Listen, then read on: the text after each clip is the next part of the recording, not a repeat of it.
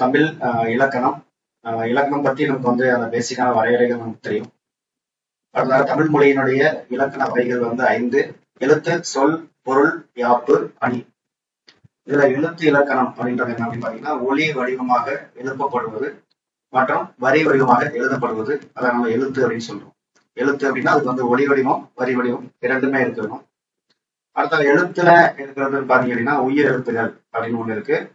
அடுத்ததாக வந்து மெய் எழுத்துகள். அடுத்ததாக வந்து நமக்கு உயிர்மெய் எழுத்துகள். இந்த மாதிரி நம்ம எழுத்துக்களை பொதுவாக 3ஆக பிரிக்கிறோம். ஃபர்ஸ்ட் உயிர் எழுத்துகள் அப்படின்னா என்ன அப்படின்னா, நமக்கு தெரிந்த ஆளாக இருந்து ஒவ்வொரு உள்ள எழுத்துக்களை நம்ம வந்து உயிர் எழுத்துக்கள் சொல்றோம். ஏன் இந்த உயிர் எழுத்துக்கள் அப்படின்னு சொல்றோம் அப்படின்னா, உயிருக்கு முதன்மையானது காற்று. இயல்பாக காற்று வெளிப்படும் போது உயிர் எழுத்துக்கள் கிடைக்கின்றன. அதை நீங்க உயிரெழுத்துகள் எதை சொல்றதா இருந்தாலும் நம்ம வாயிலிருந்து காற்று என்ன பண்ணும் அப்படின்னா வெளியில வர மாதிரி இருக்கும். ஸோ அதனாலதான் இந்த எழுத்துக்களை அவங்க வந்து உயிர் எழுத்துகள் அப்படின்னு சொல்றோம். இந்த பாயிண்ட நம்ம ஞாபகம் வச்சுக்கணும். ஏன் வந்து உயிரெழுத்துன்னு சொல்றாங்க அப்படின்ற விஷயத்த. அதோட உயிரெழுத்துன்றது நமக்கு தெரிந்த விஷயம்தான்.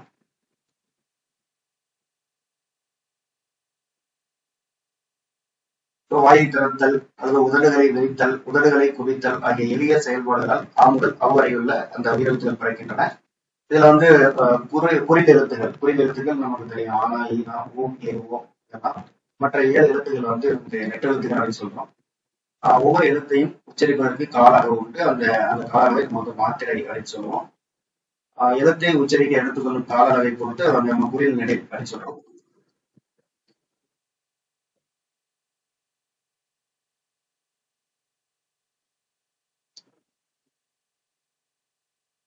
அதாவது மாத்திரை என்பது என்ன அப்படின்னு பாத்தீங்கன்னா கால அளவை குறிக்கிறது.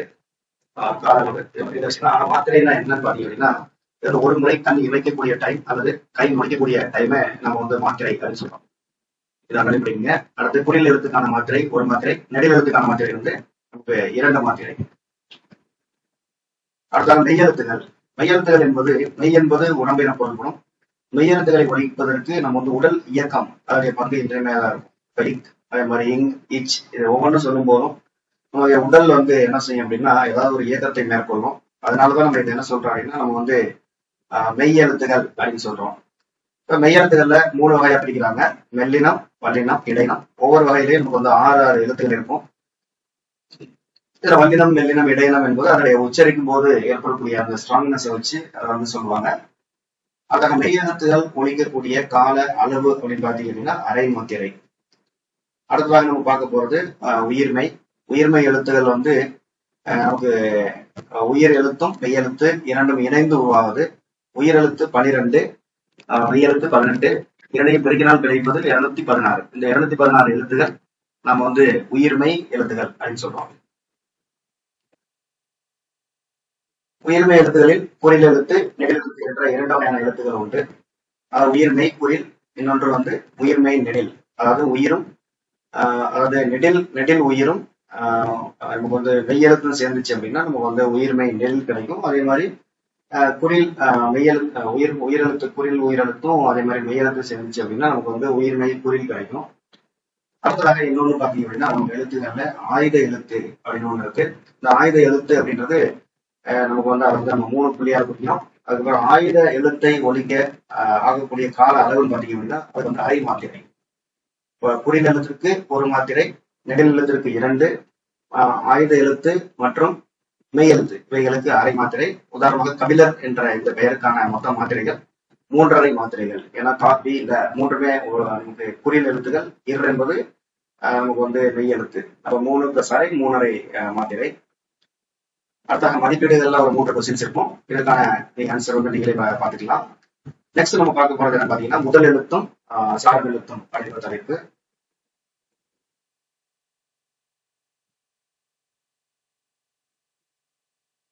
முதல் எழுத்துகள் அடுத்ததாக சார்பு எழுத்துகள். இது மாதிரி எழுத்துக்களை பொதுவாக 2ஆக பிரிக்கலாம்.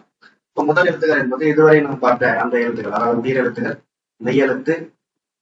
இது 2 என்ன சொல்றாங்கன்னா முதல் எழுத்துன்னு சொல்றோம்.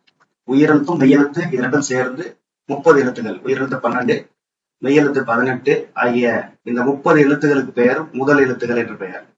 நம்ம இந்த உயிர்மெய் எழுத்து, ஆயுத எழுத்து இது எல்லாமே சார்பு எழுத்துக்கள் தான். முதல் எழுத்துக்கள் என்றால் உயிரெழுத்தும் மெய்யெழுத்தும் மட்டும்தான். ஏன் இதை முதல் எழுத்துன்னு சொல்றோம்னா எல்லா எழுத்துக்களையும் இந்த முதல் எழுத்துக்கள் தான் நமக்கு உருவாக்குகிறது. பிற எழுத்துக்கள் தோன்றுவதற்கும் இயங்குவதற்கும் முதல் காரணமாக இவை இருக்கின்றன. அதனால இவற்றை முதல் எழுத்துக்கள் அப்படின்னு சொல்றாங்க. அடுத்த சார்பு எழுத்துக்கள் பாத்தீங்க அப்படின்னா மொத்தம் வந்து நமக்கு 10 வகைகள் இருக்கு. இதை ஏன் சார்பு எழுத்துக்கள் சொல்றாங்கன்னா இது எல்லாமே முதல் எழுத்துக்களை சார்ந்தே வரும். அதனால இதை வந்து நம்ம வந்து சார்பு எழுத்துகள் அப்படின்னு சொல்றோம். இப்ப சார்பு எழுத்துக்கள் என்னென்னு பாத்தீங்க அப்படின்னா உயிர்மை, ஆயுதம், உயிர் அளபடை, ஒற்றளபடை, குற்றிய லிகரம், குற்றிய லுகரம், ஐகார குறுக்கம், அவுகார குறுக்கம், மகர குறுக்கம், ஆயுத குறுக்கம். அதாவது உயிர்மை, ஆயுதம், அதன் பிறகு 2 அளபடைகள், 2 அதாவது இகரம், உகரம், அதன் பிறகு 4 குறுக்கங்கள். ஆக மொத்தம் நமக்கு வந்து 10 வகையான எழுத்துகள் சார்பு எழுத்துகள். இதுல உயிர்மை என்பது நமக்கு தெரிந்த ஒன்றுதான். உயிர்மை எழுத்துக்களை வந்து நம்ம சார்பு எழுத்துகள் அப்படின்னு சொல்றோம். ஏன்னா மெய்யெழுத்துகளும் உயிரெழுத்துகளும் சேர்ந்து இது உருவாகிறதுனால மெய்யெழுத்து மற்றும் உயிரெழுத்து இது சார்ந்து இருக்கிறதுனால இது நம்ம சார்பு எழுத்துன்னு சொல்லலாம். உயிர்மை எழுத்தினுடைய ஒலி வடிவம் அப்படின்னு பாத்தீங்க அப்படின்னா அதை நம்ம உச்சரிக்கக்கூடிய அந்த சவுண்டு பாத்தீங்க அப்படின்னா நமக்கு வந்து மெய் அண்டு உயிர் இரண்டும் சேர்ந்தது போல இருக்கும். இப்போ உதாரணமா கா என்பது உயிரெழுத்து. காவை நம்ம எப்படி உச்சரிக்கணும் அப்படின்னா இக் பிளஸ் ஆ. அந்த கா என்பதில் இக்கு ஆ 2 சவுண்டும் சேர்ந்து வரும். இப்போ அதுதான் வந்து அதனுடைய ஒலி வடிவம் என்பது இரண்டும் சேர்ந்த ஒரு வடிவமாக இருக்கும். அதே போல வரி வடிவம் என்பது இந்த மெய்யெழுத்தை ஒத்ததாக இருக்கும். ஏன்னா மெய்யெழுத்தில் இருக்கக்கூடிய புள்ளியை எடுத்துட்டோம் அப்படின்னு நமக்கு வந்து காண கிடைக்கும். அப்ப மெய்யெழுத்தை ஒத்திருக்கும். வரி வடிவம் மெய்யெழுத்தை ஒத்திருக்கும். ஒளி வடிவம் மெய் உயிர் இரண்டும் சேர்ந்த ஒரு அளவாக இருக்கும். இப்ப இதனுடைய கால அளவுன்னு பாத்தீங்க அப்படின்னா கால அளவு டைம், அதோட மாத்திரை, இதனுடைய மாத்திரை அளவு அல்லது கால அளவுன்னு பாத்தீங்கன்னா நம்ம வந்து அந்த உயிரெழுத்தை ஒத்திருக்கும். ஒளி வடிவம் என்பது மெய்யெழுத்து மற்றும் உயிரெழுத்தை ஒத்திருக்கும். வரி வடிவம் மெய்யெழுத்தை ஒத்திருக்கும். கால அளவு என்பது உயிரெழுத்தை ஒத்திருக்கும். அடுத்ததாக முதல் எழுத்துக்களை சார்ந்து வருவதால் இவை சார்பெழுத்து வகையில் அடங்கும் சொல்றோம். அடுத்ததாக வந்து ஆயுதம் என்பது 3 புள்ளிகளை உடையது. இதற்கு பல பெயர்கள் உண்டு. பாத்தீங்க அப்படின்னா என்னன்னா முப்புள்ளி, முப்பார் புள்ளி, தனிநிலை என்று சொல்கிறார்கள். அப்புறம் அகேனம் என்ற வேறு பெயர்களும் இதற்கு உண்டு. தனிநிலை என்று சொல்வதற்கான காரணம் என்னன்னு பாத்தீங்கன்னா இது வந்து தனியா தான் நமக்கு இருக்கும். எந்த எழுத்தும் சேர்ந்து உருவாகிறது இல்லை. அதனால இதை வந்து தனிநிலை அப்படின்னு சொல்றோம். அதன் பிறகு இது வந்து நுட்பமான ஒலிப்பு முறையை உடையது. ஏன்னா இந்த எழுத்தை வந்து நம்ம வந்து என்று நம்ம வந்து அந்த ரீட் பண்ணுவோம். அந்த ஒலிப்பு முறை வந்து மிக சரியாக ஒரு நுட்பமான ஒலிப்பு முறை, ரொம்ப லேசான ஒரு ஒலிப்பு முறையாக இருக்கும். அதன் பிறகு இதுல இந்த ஆயுத எழுத்து வந்து பாத்தீங்க அப்படின்னா தனக்கு முன்னாடி என்ன எழுத்து வரலாம் அப்படின்னு பாத்தீங்கன்னா ஒரு புரில் எழுத்து இருக்கும். ஆயுதத்துக்கு முன்னாடி ஒரு புரில். அதே ஆயுத எழுத்துக்கு பின்னாடி பாத்தீங்கன்னா ஒரு வல்லின உயிர்மை எழுத்து. ஆயுதத்துக்கு முன்னாடி ஒரு புரில் எழுத்து, இதை நிலை பண்ணிக்கங்க. ஆயுதத்துக்கு பின்னாடி வல்லின உயிர்மை எழுத்து, இது 2 இருக்கும். இது வந்து சொல்லுக்கு இடையில் மட்டுமே வரும். சொல்லுக்கு முதலிலோ அல்லது இறுதியிலோ வராது. இதற்கான எடுத்துக்காட்டுன்னு பாத்தீங்க அப்படின்னா அஃது அப்படின்னு சொல்லுவோம். அத்துல பாத்தீங்க அப்படின்னா ஆ என்பது உயிரெழுத்து, உயிர் அல்லது புரில் எழுத்து. இது பாத்தீங்கன்னா புரில் எழுத்துல வருது. முதல் எழுத்து புரில் எழுத்து. அடுத்ததாக இரண்டாவது அதாவது இறுதி எழுத்து பாத்தீங்க அப்படின்னா நமக்கு வந்து வல்லின உயிர்மை எழுத்து. அப்ப வந்து இதனுடைய முதல்ல ஒரு புரில் எழுத்து, அதுக்கு பின்னாடி பாத்தீங்கன்னா லாஸ்ட்ல வரக்கூடிய எழுத்து வந்து வல்லின உயிர்மை எழுத்தா இருக்கும். இது இடையில் மட்டும்தான் வரும். இது வந்து தனித்து வராது. அடுத்தாக முதல் எழுத்துக்களாகிய உயிர் மெய் இது 2மே சார்ந்துதான் இது இயங்கும், தனித்து இயங்காது என்பதால இது நம்ம வந்து சார்பு எழுத்துன்னு சொல்றோம். அடுத்ததாக நம்ம பார்க்கும்போது அளபடைகள். அளபடை அப்படின்றதுல பாத்தீங்கன்னா அளபெடுத்தல் என்ற இந்த வேர்டுல இருந்துதான் அளபடை அப்படின்றது வருது. அளபெடுத்தல் அப்படின்னா நீண்டு ஒலித்தல் என்று பெயர்.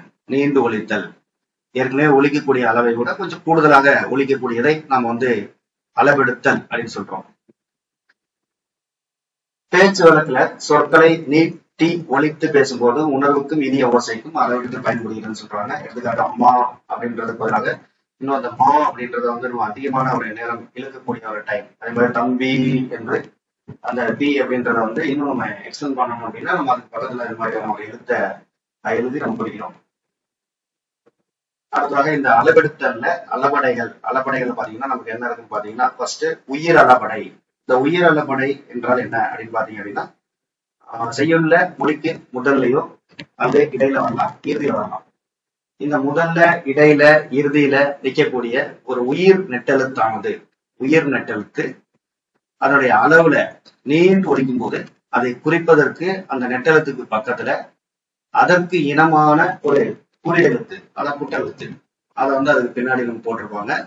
இந்த மாதிரி வந்துச்சுன்னா அது நம்ம வந்து உயிர் அளபடை. ஏன்னா இதோட பெயரே வந்து உயிர் அளபடை. அதாவது ஒரு நெட்டெழுத்து, ஒரு உயிரெழுத்து அதாவது உயிர் நெட்டெழுத்துக்கள் அந்த அளவை ஒழிக்கும் போது அதை குறிப்பதற்கு நெட்டெழுத்துகளின் குற்றெழுத்துக்கள் அவருக்கு பின்னாடி வரும். இப்போ உயிரலப்படையில பாத்தீங்கன்னா நமக்கு 3 வகைகள் இருக்குது. ஒன்று செய்யுளிசை அளபடை. செய்யுளிசை அளபடைன்றது எப்பொழுது வந்து பாத்தீங்கன்னா செய்யுளில் ஓசை குறையும் போது. அடுத்ததாக இன்னிசை அளபடையும் போது செய்யுளில் ஓசை குறையாத போதும் குறையாத போது. சொல்லிசை அளபடைன்னு பாத்தீங்கன்னா இது வந்து பெயர் சொல் வந்து எச்ச சொல்லாக மாறும். மோஸ்ட் டிஃபரன்ஸ் பார்க்கலாம். இப்போ வந்து செய்யுளிசை அளபடை ஓசை குறையும் போது இதை வந்து இன்னொரு பேர் என்ன சொல்றாங்கன்னா இசை நிறை அளபடை அப்படின்னு சொல்றோம். ஓசை குறையும் போது அதை நிறைவு செய்ய நெட்டெழுத்துக்கள் அளவெடுக்கும். இதை நம்ம வந்து செய்யுளிசை அளபடின்னு சொல்றோம். இதே போல வந்து நெட்டெழுத்தே வந்து அளவெடுக்கிறது, நெட்டெழுத்து அளவெடுக்கிறது. அடுத்தது வந்து இன்னிசை அளபடை பார்த்தீங்க அப்படின்னா செய்யல்ல ஓசை குறையாது, இருந்தாலும் இனிய ஓசையை உருவாக்கணும் அப்படின்றதுக்காக என்ன பண்றாங்க அப்படின்னா ஒரு குறிலாக வர வேண்டிய எழுத்து நெடிலாக மாறி இருக்கும். குறிலாக வருவதற்கு பதிலாக அது நெடிலாக மாறி அளவெடுக்கும். அப்படி அளவெடுத்துச்சுன்னா அதை நம்ம வந்து இன்னிசை அளபடை அப்படின்னு சொல்றோம். அடுத்தது சொல்லிசை அளபடின்றது பெயர் சொல்லாக வர வேண்டியது எச்ச சொல்லாக மாறி இருக்கும். பெயர் சொல் வந்து நமக்கு எச்சமாக மாறி இருந்துச்சு அப்படின்னா நம்ம வந்து அதை வந்து சொல்லிசை அளபடை அப்படின்னு சொல்லலாம். இப்ப செய்யுளிசை அளபடைக்கான எடுத்துக்காட்டு பாத்தீங்க அப்படின்னா இந்த ஓதல் வேண்டும் அப்படின்னு சொல்லும் போது பாத்தீங்கன்னா இந்த ஓதல் அப்படின்றதுல பாத்தீங்கன்னா இந்த ஓவன்னாவுக்கான சவுண்ட் பாத்தீங்கன்னா கொஞ்சம் கம்மியா தெரியும், பாக்குறதுக்கு நமக்கு ஓசை குறைந்த மாதிரி தெரியும். அப்ப என்ன பண்றாங்க, இந்த ஓவனாவுக்கு பக்கத்துல ஒரு சின்ன ஓனாவை போட்டுக்கும். அப்படின்னா என்ன பண்ணணும், இந்த ஓவனா வந்து நம்ம வந்து நீண்டு ஒழிக்க வேண்டும். அப்ப வந்து சும்மா நார்மலா நீங்க ஓதல் வேண்டும் அப்படின்னு சொல்றது போல ஓதல் வேண்டும் அப்படின்னு சொல்லணும். இந்த மாதிரி வந்து பாத்தீங்கன்னா ஒரு உயிர் நெட்டெழுத்து, அந்த உயிர் நெட்டெழுத்துக்கு பக்கத்துல ஒரு அளபெடுத்ததை குறிப்பதற்கு அதனுடைய அதற்கு இனமான குற்றெழுத்தை நம்ம எப்பவுமே போடும். ஒரு உயிர் குற்றெழுத்தை அது பக்கத்துல போடுவாங்க. அப்ப இந்த ஓவனான்றது அளபெடுத்து இருக்கிறது அப்படின்றது புரியுது. மேலும் இது வந்து செய்யுளிசை அளபடை அப்படின்றதுல பாத்தீங்கன்னா நமக்கு என்ன சொல்றோம் அப்படின்னா ஓசை குறையும் போது அதை நிறைவு செய்வதற்காக நெட்டெழுத்தா வந்து அளவெடுக்கும். அதுபோல இது வந்து மொழி முதல்ல வருது. இதே மாதிரி உரார், இது வந்து பாத்தீங்கன்னா உரார், இது வந்து உரார்னு வர வேண்டியது. உரார்னு சொல்லும் போது அதனுடைய ஒழிப்பு முறை கொஞ்சம் கம்மியாகும். அப்ப அதுக்கு பக்கத்துல என்ன பண்றோம், உரார் அப்படின்றதுல ஆவணன்றதான் நெட்டெழுத்து, அதுக்கு இனமான குற்றெழுத்துன்றது ஆன போறாங்க. உரா அர். ஆக்சுவலா நீங்க உரா அருன்னு படிக்கக்கூடாது, நம்ம வந்து அந்த ராவணாவை நீண்டு ஒழிச்சு படிக்கணும். இதுதான் மொழி இடையெழுத்து. அதே மாதிரி நல்ல படா அபரை அப்படின்றது வந்து இது வந்து நெட்டெழுத்துக்கு பக்கத்துல குற்றெழுத்து. இதெல்லாம் வந்து நமக்கு செய்யுளிசை அளபடை. அடுத்ததாக வந்து இன்னிசை அளபடை பாத்தீங்கன்னா செய்யுள ஓசையே குறையாது, ஆனா நம்ம வந்து ஒரு இனிமையான ஓசையை வந்து உருவாக்கணும். இனிமையான ஓசையை உருவாக்குறதுக்கு என்ன பண்ணலாம் அப்படின்னா நம்ம வந்து இன்னிசை அளபடையை பயன்படுத்துறாங்க. அப்போ வந்து இதுல என்ன ஆகுதுன்னு பாத்தீங்கன்னா முக்கியமான பாயிண்ட், குரில் வந்து நெடிலாக மாறுது. குரிலாக அவங்க வந்திருக்கணும், ஆனா அதுவே நெடிலாவே மாறிடுது. இப்போ உதாரணமா இந்த திருக்குறள் எடுத்துக்கிட்டீங்கன்னா கெடுப்பதும் அப்படின்னு வந்திருக்கும், கெடுப்பதும் அப்படின்னு வந்திருக்கும். அதான் உண்மையான வரும் வந்து கெடுப்பதும் தான். ஆனா பாத்தீங்கன்னா இந்த தூண்ற குரில தூவண்ணாவும் மாத்துறோம். இப்ப தூவண்ணாவில இருக்கக்கூடிய அந்த வேர்டு பாத்தீங்கன்னா ஊவண்ணா. அப்ப ஊவண்ணாவுக்கு இனமான எழுத்துன்னு பாத்தீங்கன்னா அந்த ஊனா. இப்ப இந்த ஊனான்றது எதுக்கு போடுறோம்னா அந்த அளவெடுத்து இருக்குன்றத காண்கிறதுக்காக இந்த தூவண்ணாவை மாறி இருக்கிறத வச்சு நம்ம என்ன சொல்லணும் அப்படின்னா இது வந்து இன்னிசை அளபடை அப்படின்னு நம்ம சொல்லலாம். இப்ப இதை வந்து நம்ம கெடுப்பதும் அப்படின்னு படிக்கிறத போல கெடுப்பதும் அப்படின்னு சொல்லிட்டு நம்ம படிக்க போறோம். அந்த இதை வந்து இன்னிசை அளபடை. அந்த வெறும கெடுப்பதும் கேட்டாருக்கு சார்வாய் மாற்றாங்க, எடுப்பதும் எல்லாமலை அப்படின்னு சொன்னோம்னா அது வந்து அந்த அளவுக்கு ஒரு இனிய ஒரு இசையை உருவாக்காது அப்படின்றதுக்காக இந்த மாதிரி செய்யறோம். இப்ப இன்னிசை அளபடை அப்படின்னா குறில் எழுத்து நெடிலாக மாறி இருக்கும். அடுத்தாக சொல்லிசை அளபடை. சொல்லிசை அளபடை என்ன சொன்னோம்னா பெயர் சொல் எச்ச சொல்லாக மாறி இருக்கும். இதற்கான எடுத்துக்காட்டு பாத்தீங்கன்னா உரநசை ஈ, உரநசை ஈ. உரநசை ஈல பாத்தீங்கன்னா நசைன்னு ஐயா முடிச்சிருக்கு. ஐக்கான இன எழுத்துன்னு பாத்தீங்கன்னா ஈ தான் ஐக்கான இன எழுத்து. ஏன்னா ஐக்கு வந்து குறில் எழுத்து கிடையாது. ஐக்கான இன எழுத்து ஈ போடும். இப்போ உரநசை ஈ, வரணசை ஈ அப்படின்னு சொல்றோம். உரநசை அப்படின்னு முடிஞ்சிருந்துச்சுன்னா அது வந்து பெயர் சொல்லா இருந்திருக்கும். உரநசை ஈன்னு வரும்போது அது வந்து நமக்கு வந்து என்ன மாறுது அப்படின்னா நமக்கு எச்ச சொல்லாக நமக்கு மாறுகிறது அப்படின்னு சொல்றோம். அந்த வினை எச்சமாக மாறுகிறது. அடுத்து நம்ம என்ன பார்க்க போறோம் அப்படின்னு பாத்தீங்கன்னா ஒற்றளபடை. ஒற்றளபடை ஏற்கனவே பார்த்து உயிரளபடை, உயிரெழுத்துகள் அளப்படுத்தல். இது ஒற்றளபடைன்னு ஒற்று எழுத்து வந்து அளப்பெடுக்கும். அப்ப என்ன பண்றோம், இது எப்படி எப்போ அளப்பெடுக்குதுன்னு பாத்தீங்கன்னா செய்யுள்ள ஓசை குறையும் போது, செய்யுள்ள ஓசை குறையும் போது இந்த நெட்டெழுத்துக்கள் அளப்படுக்குது. நெட்டெழுத்துக்கள் எந்தெந்த எழுத்து அளப்படுதுன்னு பாத்தீங்கன்னா இந்த ஒரு 10 எழுத்து, அது இல்லாம அக்கண்ணா. இந்த 10 எழுத்துல என்ன இருக்குன்னு பாத்தீங்க அப்படின்னா அதாவது அந்த எங்கன நம்மன ஃபுல்லாவே இருக்கு. அந்த 6 எழுத்து எங்கன நம்மன இருக்குன்னு ஞாபகம் வச்சுக்கோங்க. அப்புறம் வந்து இடையின எழுத்து பாத்தீங்கன்னா யாரல வரல அப்படின்றது நமக்கு வந்து இடையின எழுத்து. இதுல பாத்தீங்கன்னா இடையினத்துல எது இல்லைன்னு பாத்தீங்க அப்படின்னா இதுல வந்து ராவும் லாவும் இருக்காது, மற்ற 4 எழுத்து இருக்கும். வல்லின எழுத்து எதுவுமே ஒற்றளப்படையில நமக்கு வராது. இது இல்லாம வந்து அகன்னா. மொத்தம் ஒற்றளப்படையில அளவெடுக்கக்கூடிய எழுத்துக்கள் 11. அதுல என்னென்ன இருக்குன்னு பாத்தீங்கன்னா இடையின எழுத்துக்கள், மெல்லின எழுத்துக்கள். மெல்லின எழுத்துக்கள் 6மே வந்துருது. இடையினத்துல ராவும் லா, சிறப்பு லா, இது 2 தவிர மற்ற 4. அப்புறம் வந்து நமக்கு அந்த ஆயுத எழுத்து இது வந்து அளவெடுக்கிறது. இது அளவெடுக்கும் போது எப்படி அதை வந்து நம்ம நோட்டேட் பண்றோம் அப்படின்னா 2 மெய்யெழுத்தை பக்கத்துல நம்ம போட்டுருவோம். எங்கிறைவன், அதே மாதிரி கிளங்கிய, இந்த மாதிரி வந்து 2 அகன்னா, அது மாதிரி 2 இங்கன்னா, அந்த மாதிரி போட்டிருப்பாங்க.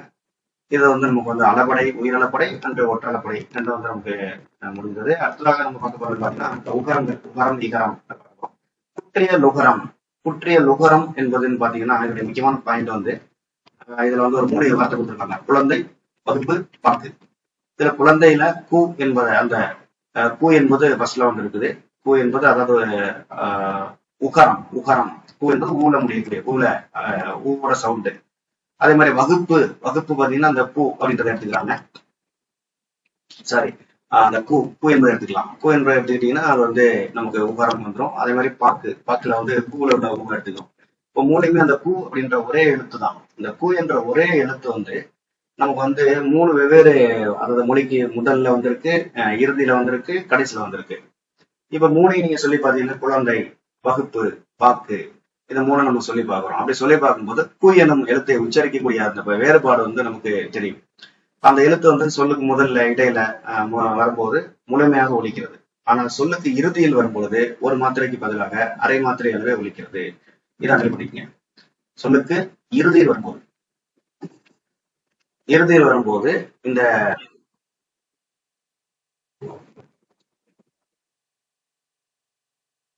இறுதியில் வருகிற பொழுது என்னென்ன எழுத்துன்னு பாத்தீங்க அப்படின்னா நமக்கு வந்து அதாவது வல்லின எழுத்துகளினுடைய உகரங்கள், வல்லின உகரங்கள், கசட தவற அதனுடைய உகரங்கள் எல்லாமே இறுதியில் வருகிற பொழுது அந்த உகரங்களுக்கான அதனுடைய மாத்திரை அளவு வந்து ஒரு மாத்திரை புரியெடுத்து இந்த ஒரு மாத்திரை அளவில் இருந்து அரை மாத்திரையாக குறைந்து ஒழிக்கும். இதுதான் குற்றியல் உகரம் அப்படின்னு சொல்றோம். இதற்கான எடுத்துக்காட்டுகள் அப்படின்னு பாத்தீங்க அப்படின்னா காசு, காசுல பாத்தீங்கன்னா இந்த சு என்பது கடைசியில வந்திருக்கு. எஃகு அந்த கூ என்பது கடைசியில் வந்திருக்கு. பயறு, பாட்டு, பந்து, சால்பு. இப்ப உங்களுக்கு காசு என்பதற்கான மாத்திரை கணக்கு கேட்கறாங்கன்னா காவன மாத்திரை 2, சூப் மாத்திரை வந்து 1 கிடையாது. ஆக்சுவலா 2 அப்படிதான் கணக்குல வரும். ஏன் அப்படின்னா அந்த சொல்லுக்கு இறுதியில் வருகிற பொழுது அதனுடைய ஒரு மாத்திரை என்பது நமக்கு குறைந்து அரை மாத்திரையாக ஒலிக்கும். அடுத்ததாக முற்றியலுகரம். முற்றியலுகரம் என்றால் என்ன சொல்றாங்க அப்படின்னா தனி குறில் எழுத்தை அடுத்து வரும் வல்லின உகரங்கள். ஒரு தனிக்குறில் இருக்கு அப்படின்னா அதுக்கு அடுத்து ஒரு வல்லின உகரம் வந்தாலோ அல்லது வல்லினமே இல்லாத உகரங்கள் எது வந்தாலும் சரி அதனுடைய ஓசை என்ன பண்ணாங்கன்னா குறையாது. அதாவது நம்ம வந்து அந்த கசட தவற அந்த அதனுடைய அந்த உகரங்கள் வந்து நமக்கு கடைசியில வந்துச்சு அப்படின்னா நம்ம என்ன சொன்னோம் அப்படின்னா நம்ம வந்து அதனுடைய ஒரு மாத்திரை அளவில் இருந்து அரை மாத்திரையாவது குறைந்து ஒழிக்கும் அப்படின்னு சொன்னோம். ஆனா வந்து ஒரு கண்டிஷன் என்ன சொல்றாங்க அப்படின்னா தனி குறில் எழுத்தை அடுத்து வரும் வல்லின உகரங்கள். தனி குறில் எழுத்தை, உதாரணமாக தனிக்குறில் என்றால் இப்ப வந்து எடுத்துக்காட்டு புகு. புகு என்பது தனிக்குறில். அது இது பூ என்பது தனியா ஒரே ஒரு குறில் மட்டும் வந்திருக்கு. அதை அடுத்து ஒரு வல்லின உகரம் பூ வந்திருக்கு அப்படின்னா இப்ப இந்த பூ வந்து கடைசியில தான் வந்திருக்கு. கடைசியில வந்திருந்தாலும் இதனுடைய மாத்திரை ஒரு மாத்திரை தான், அரை மாத்திரையாக குறையாது. அதே போல வல்லினம் அல்லாத எந்த உகரம் வந்தாலும் நம்ம இது ஏற்கனவே நம்ம சொல்லியிருக்கோம். குற்றையுகத்துல வந்து இந்த வல்லின உகரங்கள் மட்டும்தான் குறையும் அப்படின்னு சொல்லியிருக்கோம். அந்த வல்லின உகரங்களுக்கு என்ன கண்டிஷன் போடுறாங்கன்னா அது வந்து தனிக்குறில் எழுத்தை அடுத்து வந்துச்சு அப்படின்னா அது வந்து ஒரு மாத்திரையாக முழுமையாக ஒழிக்கும். அது பார்த்தீங்கன்னா புகு, பசு, விடு, புகு, பசு, விடு, அப்புறம் அது, வரு, மாவு, ஏது. மாவு ஏதுன்றதுல மற்ற வல்லினம் அல்லாத மற்ற உகரங்கள். ஒருவே இது வந்து மாவுக்கு பதிலாக நமக்கு மாடு வந்துருந்துச்சு அப்படின்னா இந்த டூ வந்து நமக்கு குற்றியல் உகரத்துல வந்துடும். ஏன்னா அரை மாத்திரையா வந்துடும். எனக்கு வந்து தனிக்குறியில் அல்ல, இது வந்து நெடில வருது. அப்ப வந்து இதுக்கு வந்து அரை மாத்திரை. ஆனா மாவுல வரக்கூடிய ஊருக்கு வந்து ஒரு மாத்திரை. அடுத்ததாக குற்றியல் உகரத்தினுடைய வகைகள். குற்றியல் உகரத்தின் வகைகள் பார்த்தீங்க அப்படின்னா இது வந்து நெடில் தொடர் குற்றியல் உகரம், ஆயுத தொடர் குற்றியல் உகரம், உயிர் தொடர் குற்றியல் உகரம், மண் தொடர் குற்றியல் உகரம், மென் தொடர், இடைத்தொடர், அப்படிங்கிற மாதிரி நிறைய தொடர்கள் இருக்கு. எதை வச்சு சொல்றோம் அப்படின்னா நம்ம வந்து ஜஸ்ட் நெடில் குறில் பேஸ்மெண்ட் தான் சொல்றோம். நம்ம வந்து நெடில் தொடர் குற்றியல் உகரம் அப்படின்னா தனி நெடிலை தொடர்ந்து வரும் குற்றியல் உகரம். ஒரு தனி நெடிலை தொடர்ந்து வரக்கூடிய குற்றியல் உகரத்தை நம்ம வந்து நெடில் தொடர் குற்றியல் சொல்றோம். உதாரணமாக பாகு, மாசு, பாடு, காது, ஆறு. இதை பாத்தீங்கன்னா இந்த பூ, சோ, டூ, து, ரு இதெல்லாம் வந்து குற்றியலுகர எழுத்துக்கள். இந்த குற்றியலுகர எழுத்துக்களுக்கு முன்னாடி யார் இருக்கான்னு பாத்தீங்கன்னா ஒரு தனி நெடில். தனி நெடில்னா ஒரே ஒரு நெடில் எழுத்து மட்டும் இருக்கு. இதை வந்து நம்ம நெடில் தொடர் குற்றியலுகரம்னு சொல்றோம். அடுத்தது நம்ம இதுல வந்து நெடில் தொடர் குற்றியலுகரம் தான் இருக்குது. ஆனா வந்து என்ன இல்லை, நமக்கு குறில் தொடர் இல்லை. ஏன் குறில் தொடர் இல்லைன்னா நமக்கு வந்து தனி குறில் இருந்துச்சுன்னா அது குற்றியலுகரமா இருக்காது அப்படின்னு சொல்லிட்டு நம்ம இப்ப குற்றியலுகரம்ன்ற டாபிக்ல பார்த்தோம். நெக்ஸ்ட் வந்து ஆயுதத்தொடர் குற்றியலுகரம். ஆயுதத்தொடர் அப்படின்னா ஆயுத எழுத்தை தொடர்ந்து வரும். அது அது இதெல்லாம் வந்து ஆயுதத்தொடர். அது உயிர் தொடர். உயிர் தொடர் என்றால் தனி நெடில் அல்லாத உயிர்மெய் எழுத்தை தொடர்ந்து வரும் குற்றியலுகரம். தனி நெடில் அல்லாத உயிர்மெய் எழுத்தை தொடர்ந்து வரக்கூடிய குற்றியலுகரம் உயிர் தொடர் குற்றியலுகரம். உதாரணமாக வந்து அரசு, கயிறு, வரலாறு இது போன்ற எழுத்துக்கள். இதை வந்து நம்ம உயிர் தொடர் குற்றியலுகரம் அப்படின்னு சொல்றோம். அது வன்தொடர் குற்றியலுகரம் என்றால் வல்லின மெய்யெழுத்துக்களை தொடர்ந்து வரக்கூடியது. அது வந்து வன்தொடர் குற்றியலுகரம். உதாரணமாக பாக்கு, பேச்சு, பாட்டு, பத்து, உப்பு, பற்று. இதுல பாக்கோட இக்கு, இச்சு, இட்டு, இப்பு, இப்பு இதெல்லாம் வந்து வல்லின மெய்யெழுத்துகள். வல்லின மெய்யெழுத்துக்களை தொடர்ந்து வரக்கூடிய குற்றியலுகரம் வன்தொடர் குற்றியலுகரம். இதே போல மென்தொடர் குற்றியலுகரம் என்பது மெல்லின எழுத்துக்களை மெல்லின மெய்யெழுத்துக்களை தொடர்ந்து வருவது. இடைத்தொடர் குற்றியலுகரம் என்பது இடையின மெய்யெழுத்துக்களை தொடர்ந்து வரக்கூடியது. ஒன்றுக்கு எடுத்துக்காட்டு கொடுக்கப்பட்டிருக்கு, நீங்க படிச்சுக்கீங்க. அடுத்து தெரிந்து கொள்வோம். தெரிந்து கொள்வோம்ன்ற இடத்துல என்ன சொல்லிருக்கோம் அப்படின்னா இவ் என்னும் எழுத்தை தொடர்ந்து வரும் குற்றியலுகர சொற்கள் இல்லை. இதை அங்கே பண்ணிக்கீங்க. இவ் என்னும் எழுத்தை தொடர்ந்து வரக்கூடிய குற்றியலுகர சொற்கள் இல்லை. மேலும் சுடுரு, சுடுரு ஆகியவை இறுதியாக அமையக்கூடிய இடைத்தொடர் குற்றியலுகர சொற்களும் இல்லை. சுடுரு என்று இறுதியாக அமையக்கூடிய இடைத்தொடர். இடைத்தொடர் அப்படின்னா முத்தையும் இடைத்தொடர்னா இடையின மெய்யெழுத்தை தொடர்ந்து வரும் குற்றியலுகரம். இடையின மெய்யெழுத்தை தொடர்ந்து வரும் குற்றியலுகரம் நமக்கு எய்து, மார்பு, சால்பு, மூழ்கு இந்த இடைத்தொடர் குற்றியலுகரத்துல கடைசியா சூடு ரு என்று முடிகிற மாதிரி. உதாரணமா வந்து எய்டு, எய்சு அந்த மாதிரியான ஒரு வேர்டு கிடையாது. அதே மாதிரி எய்டு அது மாதிரி கிடையாது. அதே மாதிரி மார்பு, மார்பு பேர நீங்க வந்து மார்டு அப்படி போட்டீங்கன்னா இந்த மாதிரியான ஒரு வேர்டு வந்து நமக்கு கிடையாதுன்னு சொல்றாங்க. அது வந்து தெரிந்து கொள்வோம். இதுல வந்து தமிழில் எழுத்துக்களை குறிப்பிடுவதற்கு நம்ம வந்து இந்த மாதிரியான வார்த்தைகள் யூஸ் பண்றோம். கரம், கான், காரம், கேனம். கரம், கான், காரம், கேனம். இதுல கரம் என்பது எதுக்கு யூஸ் பண்றாங்கன்னா குறில் எழுத்துக்களை குறிப்பதற்கு. அகரம், இகரம், உகரம் அந்த மாதிரி. நெடில் எழுத்துக்களை குறிப்பதற்கு காரம் அப்படின்ற யூஸ் பண்றோம். அது மாதிரி நெடில் எழுத்துக்களை குறிப்பதற்கு கான், கான் என்ற வேர்டு யூஸ் பண்றாங்க. அதாவது கான், ஐகான், அவுகான் அந்த மாதிரி. அடுத்ததாக வந்து குறில் நெடில் எழுத்துக்களை குறிக்க குறில் நெடில் எழுத்துக்கள் ரெண்டுமே குறிப்பதற்கு இந்த காரம்ன்ற வேர்டை யூஸ் பண்றாங்க. அதாவது மகாரம், ஏகாரம், ஐகாரம், அவுகாரம் இந்த மாதிரி. மா என்பது குறில் எழுத்து, ஏன் என்பது நெடில் எழுத்து, ஐ மற்றும் அவு என்பது நெடில் எழுத்து.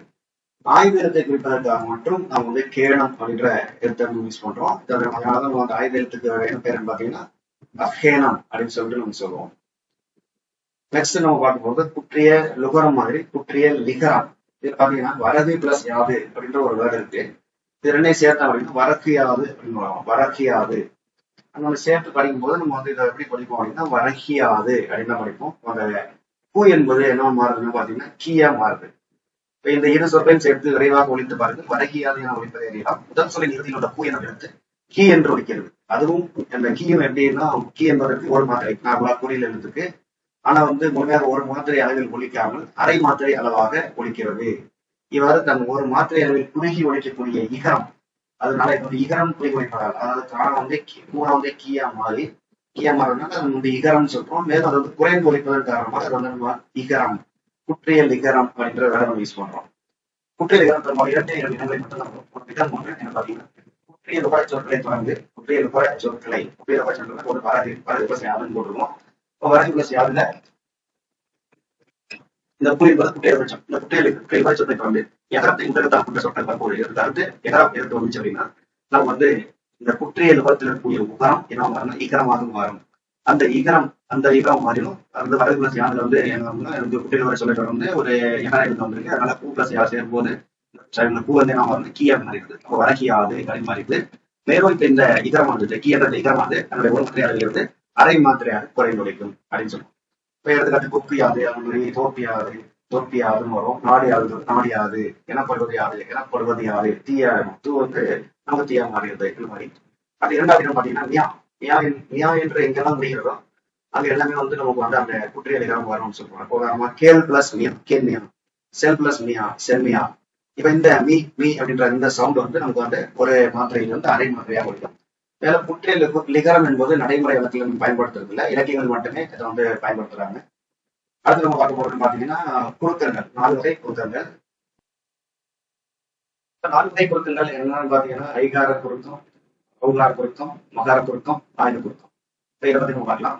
இப்ப 4 வகை குறுக்கங்கள், குறுக்கம் என்றாலே எனக்கு ஒண்ணு தெரியும், குறைவாக அப்படின்ற மாதிரி அர்த்தம். இப்போ ஒவ்வொரு எழுத்தும் அதை ஒழிப்பதற்கு உரிய கால அளவு உண்டு, இதை மாத்திரை அப்படின்னு சொல்றோம். ஆனால் எல்லா எழுத்துகளும் எல்லா இடங்களிலும் தமக்குரிய மாத்திரை அளவில் முழுமையாக ஒழிப்பதில்லை. சில எழுத்துகள் சில இடங்களில் தமக்குரிய கால அளவை விட குறைவாக ஒழிக்கும். இவ்வாறு குறைந்து ஒழிக்கும் எழுத்துக்களை நாம் குறுக்கம் அப்படின்னு சொல்றோம். நமக்கு ஐகார குறுக்கம். ஐகார குறுக்கத்துல ஐ, கை, பை என ஐகார எழுத்து தனித்து வரும் இடங்களில் தனக்குரிய 2 மாத்திரை அளவில் முழுமையாக ஒழிக்கும். நார்மலா எந்த எழுத்தும் தனித்து வரும்போது அதற்கான மாத்திரை அளவு என்னவோ அந்த மாத்திரை அளவில்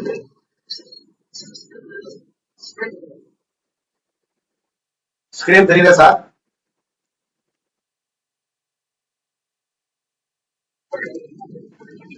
ஓகே.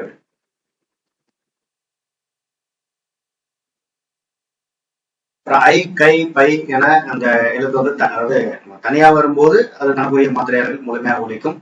அதே வந்து மையம், மையம்ல பாத்தீங்கன்னா வந்து ஒரு வேர்ட்ல வந்து இந்த ஐ சவுண்ட் சமையல் இடையில வந்து பறவை அப்படின்ற வார்த்தை பாத்தீங்கன்னா கடைசியில அந்த ஐ சவுண்ட் வருது. இந்த மாதிரி முதல், இடை, இறுதி ஆகிய இடங்களில் வரும்போது தனக்குரிய 2 மாத்திரை அளவிலிருந்து குறைந்து ஒழிக்கும். இவ்வாறு குறைந்து ஒழிக்கக்கூடிய ஐகாரத்தை நாம் வந்து ஐகார குறுக்கம் சொல்றோம். ஐகாரம் வந்து சொல்லுக்கு முதலில் வரும்போது இதான் பண்ணீங்க, சொல்லுக்கு முதலில் வரும்போது 1.5 மாத்திரையாக மாறும். 2 மாத்திரை என்பது 1.5 மாறிடும்.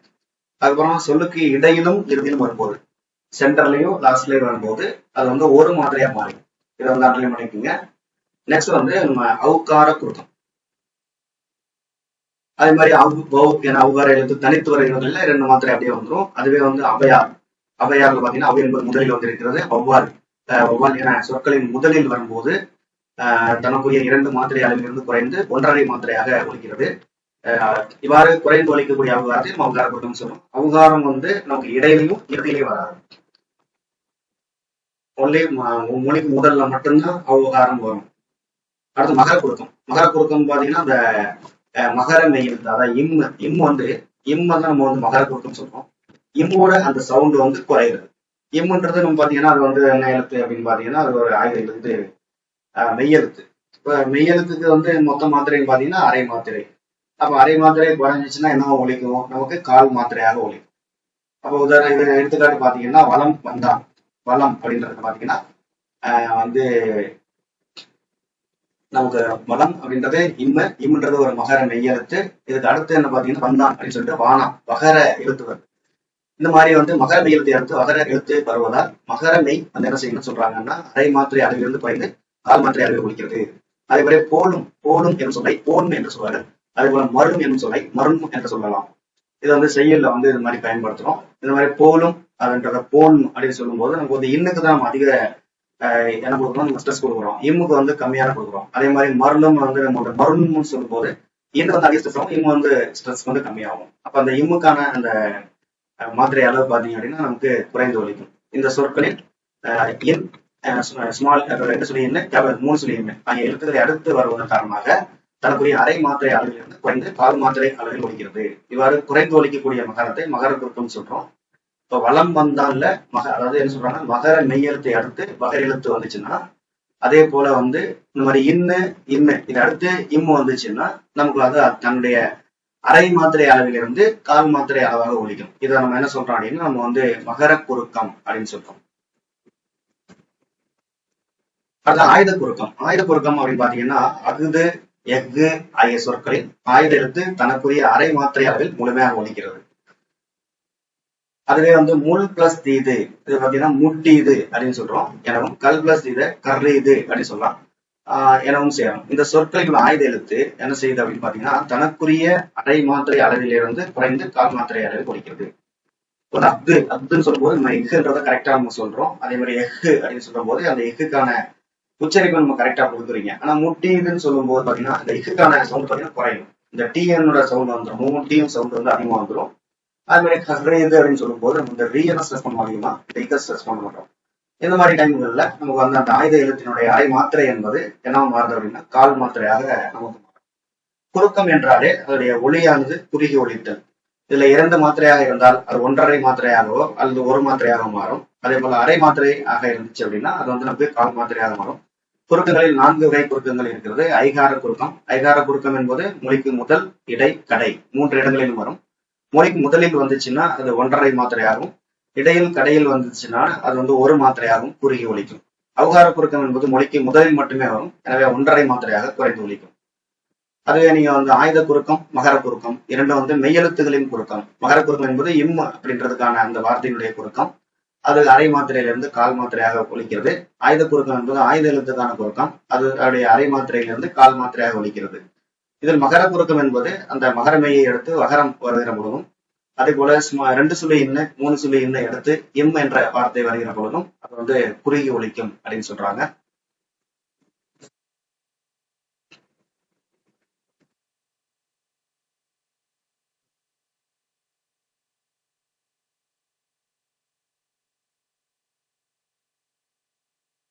நெக்ஸ்ட் நம்ம வந்து இது வரைக்கும் இப்ப என்ன பார்த்திருக்கோம் பாத்தீங்க அப்படின்னா நம்ம வந்து